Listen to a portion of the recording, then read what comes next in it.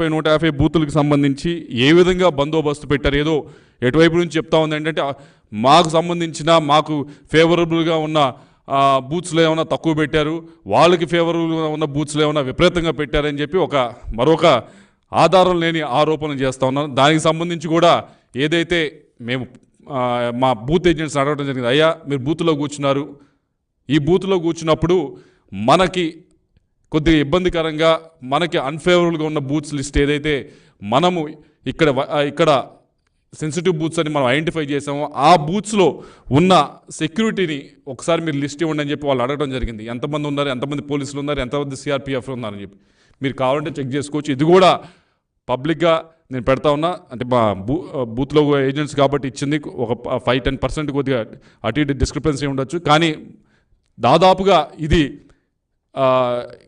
ఏదైతే నిజంగా అక్కడ సెక్యూరిటీని ఏర్పాటు చేశారో దాని డేటాని ఇక్కడ మా వాళ్ళు చూసిన డేటాని ఇక్కడ పెడతా ఉన్నాం. కాబట్టి దీన్ని కూడా ఒకసారి వెరిఫై చేసుకోండి. దీన్ని వెరిఫై చేసుకున్న తర్వాత మీకు తప్పకుండా అర్థమవుతుంది. ఎందుకంటే దీంట్లో కూడా మేము ఇక్కడ పెదకూరపాటు చూసారంటే దాదాపుగా 20 బూత్లు ఇస్తే దీంట్లో దాదాపు 17 బూతులు ఒక్క కానిస్టేబుల్నే మేము సెన్సిటివ్ బూత్స్ అని ఐడెంటిఫై చేసిన దాంట్లో 20 బూతుల్లో 17 బూతుల్లో ఒక్క కానిస్టేబుల్ మాత్రమే పెట్టడం జరిగింది. ఇలా ప్రతి నియోజకవర్గాన్ని ఇచ్చాం. నర్సరావుపేట ఇచ్చాము, అలాగే సత్తెనపల్లి ఇచ్చాం, మాచర్లు ఇచ్చాము. అన్ని బూతులు కూడా ఇది కూడా ఏదో సీక్రెట్గా ఉంచేది కాదు, ఇది కూడా ఓపెన్గానే మేము పెడతా ఉన్నాం.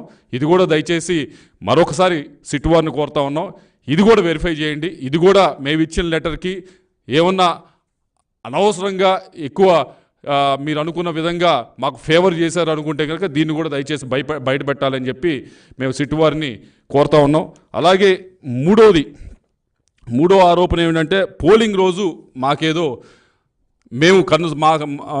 మా కనుసరణలో ఏదో జరిగింది, మేమేదో చాలా ఇన్ఫ్లుయెన్స్ చేసామనే ఒక ఆరోపణ చేస్తూ ఉన్నారు. దాని గురించి కూడా సిట్ వారిని దయచేసి వెరిఫై చేయమంటా ఉన్నాం. నేను ఐఎమ్ రెడీ టు గివ్ నా ఫోన్ డేటా ఇవ్వడానికి నేను రెడీ, కావాలంటే నా డివైస్ ఇవ్వడానికి కూడా రెడీ. మా వైపు నుంచి ఏ విధమైన ఏ ఆఫీసర్కైనా ఏ స్థాయి ఆఫీసర్కైనా ఫోన్లు చేసి మా వైపు నుంచి మేమేమన్నా అన్డ్యూ రిక్వెస్ట్ అడగకూడని రిక్వెస్ట్లు ఏమైనా అడిగితే తప్పకుండా దాన్ని బయట పెట్టాలని చెప్పి సిట్ వారిని కోరుతా ఉన్నాం.